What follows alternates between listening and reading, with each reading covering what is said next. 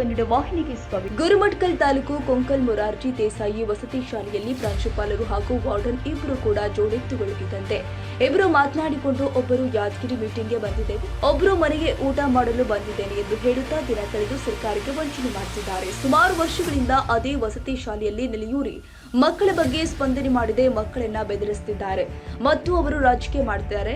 ಹಿಂದೆ ದೊಡ್ಡ ಸಮಸ್ಯೆಯಾಗಿ ಗೊಂದಲ ಸೃಷ್ಟಿ ಮಾಡಿತ್ತು. ರಾಜಕೀಯವಾಟವಾಡಿ ಮುಚ್ಚಿ ಹಾಕಿದ್ದಾರೆ. ವಿದ್ಯಾರ್ಥಿಗಳ ತಮ್ಮ ಹೋರಾಟ ಕೇಳುವವರು ಯಾರು ಎಂದು ಗೋಳಾಡಿ ತಮ್ಮ ತಂದೆ ತಾಯಿ ಪೋಷಕರಿಗೆ ತಿಳಿಸಿದ್ರೆ ಅವಾಚ್ಯ ಶಬ್ದ ಬಳಸಿ ಬೈಯುತ್ತಾರೆ. ರಾತ್ರಿ ಓದಬೇಕು ಬರೆಯಬೇಕು ಅಂದ್ರೆ ವಿದ್ಯುತ್ ಸಂಪರ್ಕ ಇರುವುದಿಲ್ಲ ಎಂದು ವಿದ್ಯಾರ್ಥಿಗಳು ತಮ್ಮ ಆಕ್ರೋಶವನ್ನ ವ್ಯಕ್ತಪಡಿಸಿದ್ದಾರೆ. ಈಗ ಸುಮಾರು ದಿನಗಳಿಂದ ಕೋಟಿಗೆರೆದಲ್ಲಿ ಅಂಬೇಡ್ಕರ್ ವಸತಿ ಶಾಲೆ ಕಟ್ಟಡ ಹೊಸತು ಪ್ರಾರಂಭವಾಗಿದ್ದರಿಂದ ಇಲ್ಲಿನ ತನಕ ಒಂದು ದಿನ ಕೂಡ ವಸತಿ ನಿಲಯದಲ್ಲಿ ಅವರು ಅಂದ್ರೆ ವಾರ್ಡನ್ ಪ್ರಾಂಶುಪಾಲರು ಯಾವುದೇ ಸಿಬ್ಬಂದಿ ವಾಸ ಇರುವುದಿಲ್ಲ. ಹಾಗಾದ್ರೆ ಮಕ್ಕಳನ್ನ ನೋಡಿಕೊಳ್ಳುವ ಯಾರು? ಹೀಗೆ ಬೇಜವಾಬ್ದಾರಿ ತೋರುತ್ತಿದ್ರೆ ವಿದ್ಯಾರ್ಥಿಗಳ ಗೋಳಾಟ ಕೇಳುವ ಯಾರಿಲ್ಲ. ಆದ ಕಾರಣ ಕೋಟಿಗೆರೆ ಅಂಬೇಡ್ಕರ್ ವಸತಿ ಶಾಲೆಯ ಪ್ರಾಂಶುಪಾಲರು ಹಾಗೂ ವಾರ್ಡನ್ ಅಮಾನತುಗೊಳಿಸಲು ಮನವಿ ಒಂದು ವೇಳೆ ಅಮಾನತುಗೊಳಿಸಿದ ಸಂದರ್ಭದಲ್ಲಿ ಆಕ್ರೋಶ ವ್ಯಕ್ತಪಡಿಸಿದ್ದಾರೆ.